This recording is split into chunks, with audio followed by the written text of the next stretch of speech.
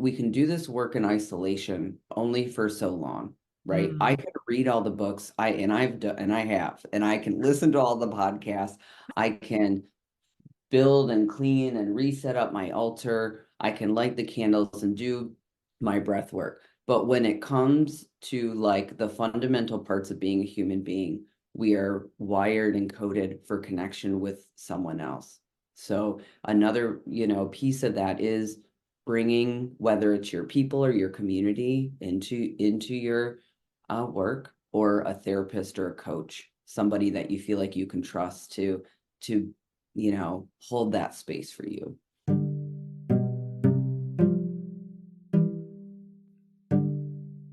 Welcome to the Mindful Introvert podcast. I'm Joe, your guide from mindfulintrovert.com, on a mission to inspire and empower you.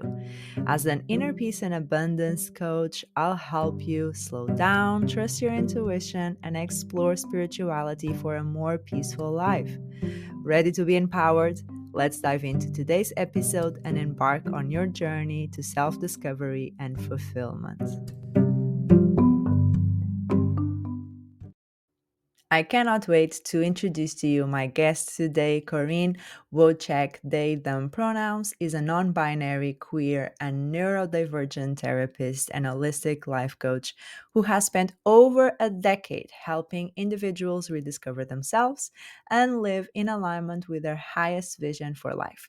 Korrine's areas of expertise include post trauma self discovery, identity exploration, and values based living. We'll definitely explore all of this in today's episode, so definitely stick around. And their passion lies in seeing people regain a sense of hope and curiosity for themselves and their healing journey. Hey there, amazing listeners. Ever feel like life's treadmill is on max speed, leaving you burnt out and exhausted? Well, hold on because I've got something incredible for you. Healing from Burnout, your guide to renewed energy and well being. Picture this: a life filled with boundless energy, a balanced spirit, and a renewed sense of purpose. This ebook is your guide to unlocking proven strategies, mindfulness secrets, and expert insights to conquer burnouts. Ready to transform your life? Healing from burnout is your key. Visit the website and grab your copy now because your journey to healing starts today. Don't wait. Click the link in the show notes. Healing from Burnout, your guide to a brighter, energized tomorrow. And now back to our regularly scheduled programming. Stay awesome. Hello, everyone. Welcome to another episode of the Mindful Introvert podcast. And today I have another amazing guest, Korrine Wojcik, and I'm very, very happy to be here with you today. Thank you for coming on the podcast and share your wisdom. Thanks for having me, Joe. Yeah, absolutely. So, would you like to tell everyone a little bit about yourself and how your journey has been so far? Yeah. Like you said, I'm Korrine. My pronouns are they, them. I'm queer and non-binary and neurodivergent. I live in Michigan in the US. I'm a licensed clinical social worker. I work as a therapist. I have my own private practice for the past few years, and I'm also a therapeutic life coach. So I bring both of those things into my practice, as well as all of my identities as well, which is a big Mm-hmm. focus of my work is identity exploration, just really like how do our identities kind of shift and change as we experience trauma, or systemic oppression and inequity, and how can we really come back into alignment, back into wholeness, back into our own humanity. So that's a little bit of me and my work. No, I love that. I love that. And what so for those folks that don't really are aware of non-binary, queer, neurodivergent terminology, would you like to explore a little bit more of those definitions? Sure, like queerness to me is like um it kind of encapsulates gender and sexuality, um Yeah, I think that's just like a piece of it. I think the non-binary piece, like as far as gender goes, I don't identify as female or male. And so for me, the non-binary piece and the pronouns of they, them, which offers a gender neutral Mm, way of referring to me. And that's the non-binary piece where it's just kind of like, I'm not really fitting into this box of like femme leaning or female or male leaning. Kind of like in the middle or just kind of outside of it as well, like a gender non-conforming piece. mhm. Um, but yeah, so the pronouns they, them of something just a little bit more neutral, you Yeah. know? Hmm. Mm-hmm. Yeah. Okay, I love that. Thank you for explaining that so in a simple way and that is very easy to understand. And you mentioned that identity exploration and that self-discovery. Do you want to tell us how you entered that and how you accomplished and feeling better about yourself now and more at peace and aligned with who you truly are? Yeah, yeah. Let's see. So for me, a lot of my work is tied into my lived experience. I have a history, a long history stemming from childhood of complex trauma. And as I was and neurodivergence, right? So it's like the complex trauma piece, familial, which is like family trauma, relational, which is relationship trauma. Um, and, you know, again, having a developmental disability, as I was growing up, a lot of my identity was like pulled from a lot of the things around me. Like I really didn't feel like I knew who I was until I got probably in my early 20s, my mid 20s, where I was like, okay, like who am I really? And like, but also outside of all of my experiences, because I think when I don't think I know, when a lot of us are like living in that survival mode out of trauma and Mm, traumatic experiences, it's kind of like you don't think about the future. You're not thinking about what would you like? What would be fun and pleasurable today? It really is just like, how am I going to get through today? How am I going to make it? And so a piece of it was like, one, I think starting to understand who I was, like who I was at my core and who I was like, in like I like to say like the highest version of myself, mm, um, and getting there took a long time. And so part like circling it to my work now, all of the practices that I offer and that I've been trained in as a therapist and a coach are things that I've done myself. I've done this work personally. And it's also very personal to me. Like I'm like, all right, what are all the identities? Like if we were to open you like a box, what would be inside that box, and what are the things that are like, hey, please look at me, I need your support, and what are the ones that are like backed into the corner and are like, don't look at me, I don't want anything to do with you, like and how can we start to like build relationship with all of those parts inside of us. Yeah, so the identity exploration, there's so many different layers to it. I could speak about this for like forever. But that's kind of like in a nutshell how I came to it. My own lived experience, my own healing journey, which is still in a process, like we all will be for our lives. And then taking what I know as well as my training to support people on their journey as well. yeah.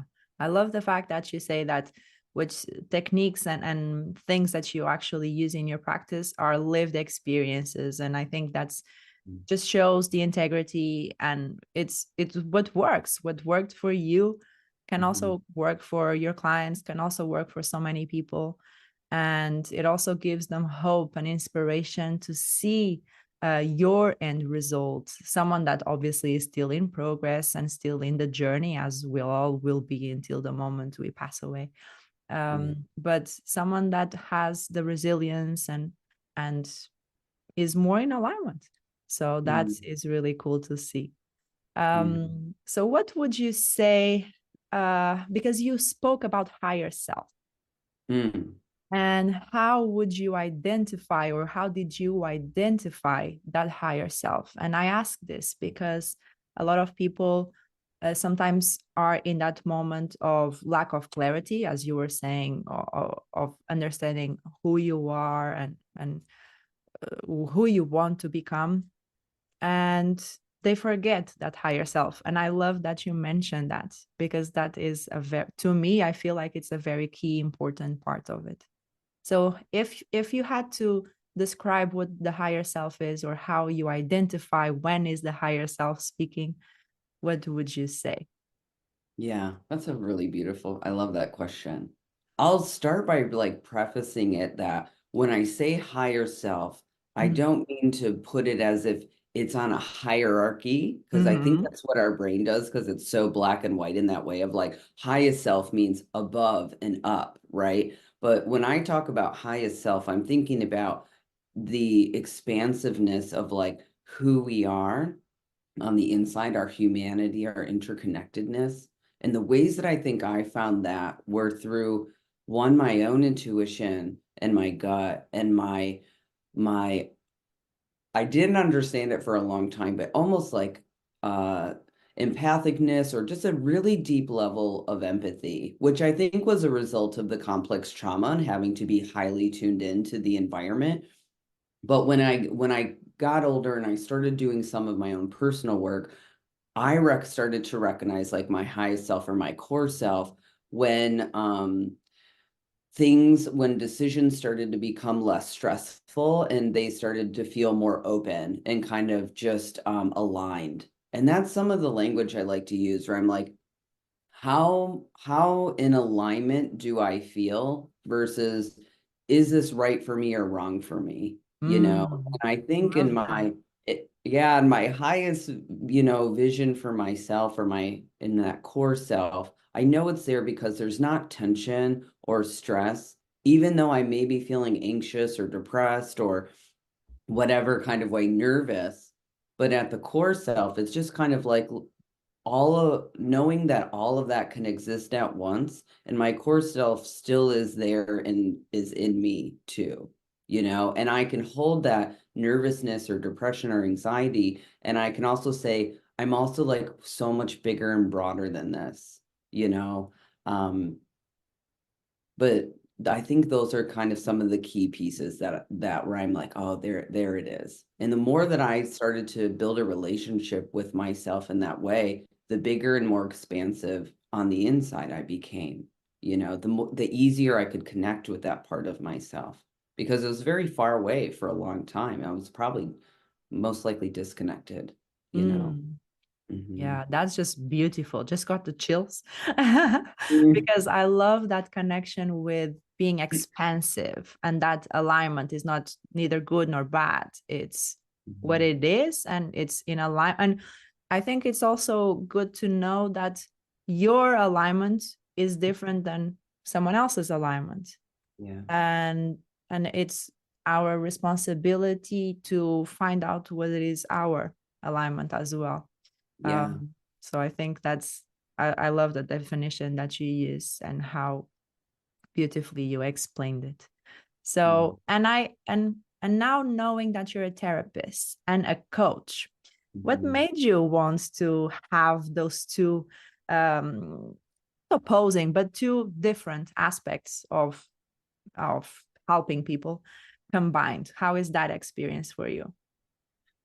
Yeah, a huge driver for me to become a coach was, as a therapist, there's a lot of restrictions and there's a lot of state licensing restriction.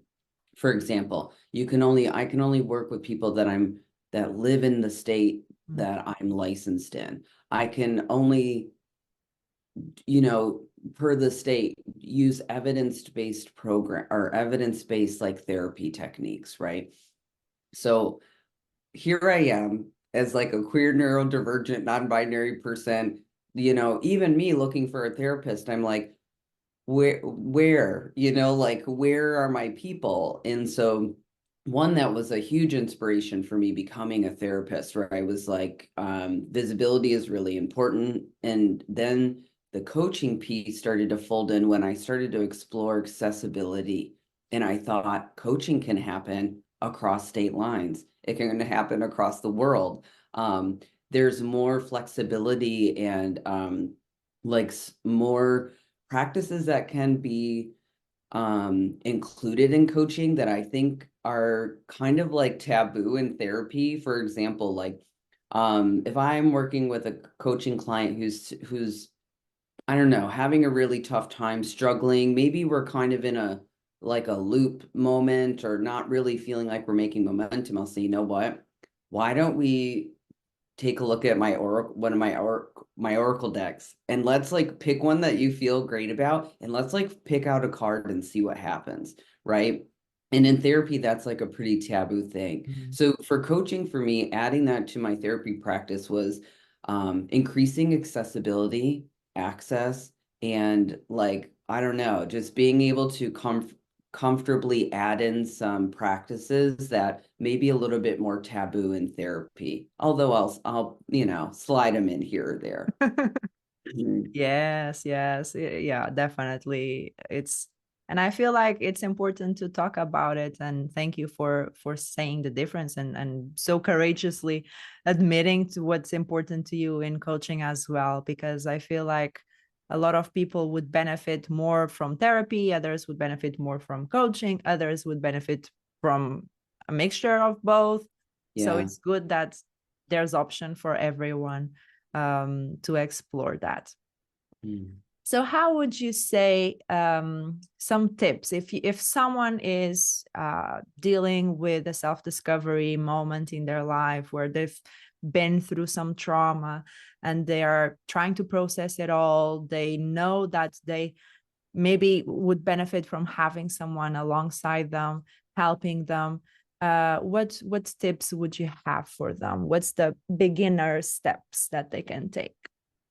Yeah. So like they're just maybe broaching their healing or, getting into it. What are some things they can do? I would say the most accessible things would be first of all, I think like podcasts, Mhm. right? There's a wealth of information on podcasts, like 100%. Like Self Healer's Soundboard with Dr. Nicole LaPera is one that's really big. She's known as like the holistic psychologist. That's kind of her brand and name. So such a wealth of information. So podcasts would be an example. Another thing would be books, audio books, and not you don't have to buy them. You can go to a library. Your library probably also has an app where you can get audio books to your app in your phone. Spotify Premium even has audiobooks now. So um, I would even say, do you have anybody in your community? Like, who are your people? Find your people, right? Like, you can do that. And if you're like, I don't have friends, like a lot of people that I talk to, they're like, since COVID or whatever, I feel really socially anxious or awkward or weird, and I'm like, we all do, um, but find a group, find some kind of social group, some kind of community group in your area, meet people, connect with people. Because I think we can do this work in isolation only for so long, right? I Mm. can read all the books, I have, and I can listen to all the podcasts. I can build and clean and reset up my altar. I can light the candles and do my breath work. But when it comes to like the fundamental parts of being a human being, we are wired and coded for connection with someone else. So another, piece of that is bringing whether it's your people or your community into your work, or a therapist or a coach, somebody that you feel like you can trust to hold that space for you. Yeah, definitely. Amazing tips, amazing tips. And that connection, I think, going back to the situation that we were talking about, the higher self, that connection really helps you to see some good in the world. And it's that little bit of hope that we need to start the transformation.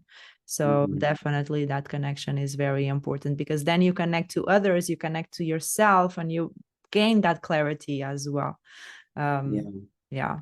So if you could go back to your past self, maybe like your 25-year-old self, Yeah. what would you tell them?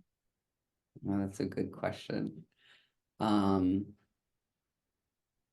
that's like such a tender question, isn't it? Like it just I feel like it's yeah, I don't know. Whenever I'm like, oh, what would you say to your younger self or write a letter to your younger self? For so many of us, including me, I'm always like, oh, tenderoni. But I think what I would say is like, one, like you're gonna be okay. It's gonna be like a rough road, and you're gonna question like everything about yourself, and you're gonna be like, it's one of those things where it's like you're almost gonna be like pit against yourself in a way of like something's wrong with you, you're not right, you're um like I don't know, we can say it like that, right? And the Mm. reality is it actually although, right, there's maybe some self-responsibility and some self-accountability there, but also it's the environment. Like, be mindful of the environment that you're in. Are you like a flower in the shade? Like, are you a flower in a closet? Or like, do we need to like change the environment so that you can really start to bloom and open up? you know? Yeah. So I'd say be patient, trust yourself, continue to build that relationship with yourself, and watch yourself start to just change and unfold in a way that you couldn't imagine. Yeah, that's a very good exercise to have, maybe writing that letter to your past self, as you were saying, and having those, almost like being your own cheerleader, and acknowledging how far you've come, how far you've grown, Mhm. and that it is okay. Everything you've been doing, you've been going through is okay. At the same time, take that accountability, take that Sure, right. awareness Yeah, of your environment. If it's not good, if it's misaligned, as you were saying yeah, that word, yeah. maybe change. Right, right. What can you do, right? That's Yeah. a huge piece of it as well. Like one of the models that I really love that is can be used in therapy or coaching is acceptance and commitment Mm. therapy. And really the core piece of this when I'm talking about is this aligned or not? Talking about the concept of the self comes from in acceptance and commitment therapy, the short of it is ACT, right? It Mm. comes from the ACT model, so um I guess I say that and I drop that as this as something to, if somebody hears this and they're like, oh, I'd really love to know more about like maybe having another perspective versus good and bad and right and wrong, and whether or not this like aligns with me or it doesn't. And ACT also folds in another aspect of the work that I really appreciate and enjoy is values-based living. I was So just it's about to not ask like, you what that means. oh, You were just you? read my Yeah. mind. Yeah, no, no, no, no. Yeah, like values-based living, where it's really like, all right, for example, like some of my values are like peace and harmony and creativity, play. And these are like, again, like your highest vision and version of yourself. Like, what are these core values you hold? And of course, a lot of mine centered around peacefulness and harmony, because I feel like much of my life was like a lot of the opposite. But so when I'm having a hard day, or if like life is knocking me around, I'll be like, okay, hold on a second. How can I incorporate some of my values into what I'm experiencing right now? If I really value playing creativity, do I need to like set some time up to go work on my sewing machine, to go do a art collage, to go take a hike in the woods or something? And I can also translate the values-based living to decision making. And for example, like if I'm going to move to another state or a new city or explore a new job, if I were in that position, I would look like, does this position or does this move align with my values? In what Mm. ways does it and doesn't it? Mm. And does it enough to where it feels like, yeah, this is like a pretty aligned decision, right? Because it doesn't have to be completely aligned, but it really, if you're looking at moving or something or starting a new career and it feels like this is way out of alignment, then that's information to use versus being like, is this good for me or is it bad for me? you know? Yeah, yeah. Love that. So how would you help? Now I'm just throwing you a hypothetical Go for it. scenario. How would Yeah. you help someone that maybe has been through some relationships, whether it's family members or partners, romantic partners, that have been of narcissistic nature, Yeah. where and controlling and manipulating nature, or completely avoidant and dismissive nature, where people felt that they couldn't really trust their beliefs. They don't know what their values are. They don't know their strengths. So they Mhm. really are completely disconnected and misaligned from themselves and what makes them happy. Mhm. So how would you help them rebuild that self-trust, rebuild that strength and that awareness of what's important for them, what they value? And Yeah. two, also, I'm thinking because a lot of people don't break from this cycle due to the lack of feeling safe to be Mhm. themselves and allow Yeah. themselves, right? So how would you navigate this? Just throwing it out there. Yeah. No, this is great. I love this. I'm always like my brain like, love these kind of questions. One, we would slow it down, because one thing that I know to be true personally, and also in the work that I do with people, and I've been doing this for 10 plus years now, which is wild to think about, but like, um, one, a lot of people are up in here, up in the mind, very disconnected from the body, disconnected from their energy or that self energy. Um, what we need to do, so we'll be talking, and I'm going to be reading what's happening for you. I'm like energetically, your body movements and things. And I may say, you know what? And you might say something like, oh, that really really makes me mad or something. And I'd be like, let's pause right there. Let's pause.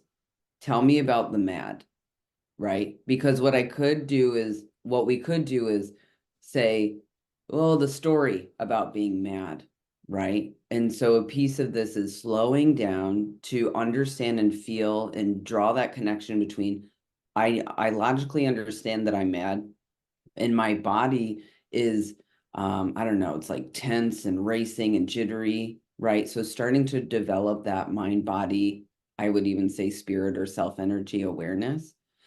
um but another piece of it is also one of my favorite parts, which is starting to draw connections and understanding between your lived experience and what's happening for you right now and today. Or if I'm doing coaching, because we don't go really too far back in coaching, I'll look at what's happening for you today and where do you want to be. But what that looks like is, um, when I get an understanding of someone's story, we're going to start to draw connections. So I might say, um, let's see, like every time we're talking about this thing, I notice that you get really upset, or something happens, and I'm seeing a connection between this and the last week and these other stories. Here's what I'm thinking, and I might like throw out a feeling word or throw out hypothesis or something, right? And I'll say, how did it feel when I said that? Does that sound accurate? And people are like, whoa, you know. So a piece of it is like mind, body, self, or spirit awareness. And I'd even say, just to summarize what I'm saying, what I just shared is also building language and drawing connections, because the broader scope and umbrella, what it all boils down to in the end, especially people who have complex trauma histories, relational trauma histories, is a lot of the things that you did and a lot of the behaviors that you have now were a means for safety, security, and survival, right? So it's not that something was wrong with you or anything like that, but you did this as a result to be safe, secure, and survive.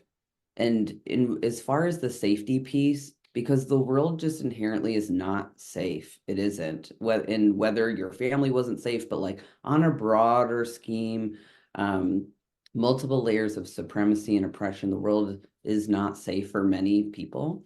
What I will tell them is, what is safe enough? What can feel safe enough? Because safety may not be an option for somebody, you know? So I didn't dive too much, I guess, into the relationship specific thing, but Yeah. um, that's kind of how I would go about it.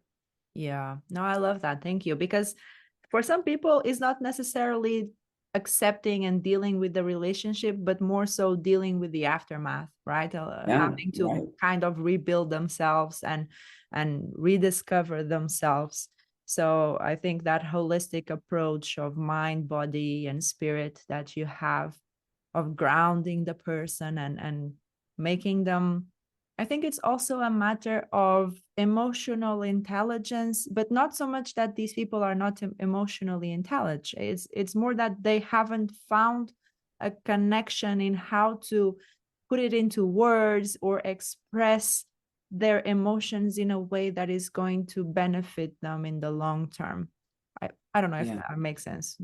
Does that I make know what you're saying. Yeah, there's like what I say is like emotional attunement. I It's like kind of that. like sometimes we get disconnected to survive, and a part of the Mm, work is reconnecting and doing it in a way that's slow and safe enough, yeah. right? But yeah, like it's been known as emotional intelligence. Yeah, Mm, absolutely. yeah. Yeah, Yeah, definitely. Because I feel like so many people are very quiet and very to themselves, and yet in their internal world, it's so rich. They're just so they have such an internal world that is so rich and abundant, but there's a disconnection in transmitting that externally. yeah. Well said. Yes. Yeah. Okay, so I've heard that you have an amazing offer for the listeners. You want to talk a little bit about that and how they connect with you and work with you if they have been dealing with some of the things that we talked about and would benefit of therapy and coaching, both best of both worlds. Yeah, yeah. I would love to offer your listeners um 50 per 50 dollars off a first coaching session. My rate at this time is 150 a session, so it'd be $100 to try it out. Or therapy. I'd be willing to do that if you're in the state of Michigan specifically. But if you wanted to try coaching out, yeah, and again, like what our conversation today is very much how I am in our sessions, like in session, so Mhm. I myself, there's like this level of authenticity, there's this playfulness and embracing the messiness and a little bit of humor sprinkled on top, because why not? And but yeah, the Wow. if anyone's interested, What's they your can. website? I'll leave everything in the show notes, but just for the listeners, you want to say you want to tell us your website? Maybe Yeah. spell it out. My website is my name. So it'd be KorrineWojcik.com. KorrineWojcik.com. Yeah. So if you Google me, you'll find it very easily. Yeah, Yeah. everything will be in the show notes as well with direct links. So go there to connect with Corinne. And at the same time, I wanted to ask you what would be maybe like three takeaways of today's episode, and that people maybe some action steps. We already talked a lot about some action steps. We talked about listening to audiobooks, listening to podcasts, reading books, connecting with your community, getting some peers that are going to help you and uplift you, get a therapist slash a coach. Yeah. So many things that we already explored. So if you have main three takeaways for today. Oh, that's a good question. One, I would say you're not alone. And I know that is it can feel a bit cliche or regurgitated, but it's like you're not alone. And there's also like clinicians out there and coaches out there who can meet you and where you're at in a way that I think you would not expect. Um, Maybe the second thing is the piece around the shifting from good and bad, right or wrong, to is this aligned with me or is this not aligned with me?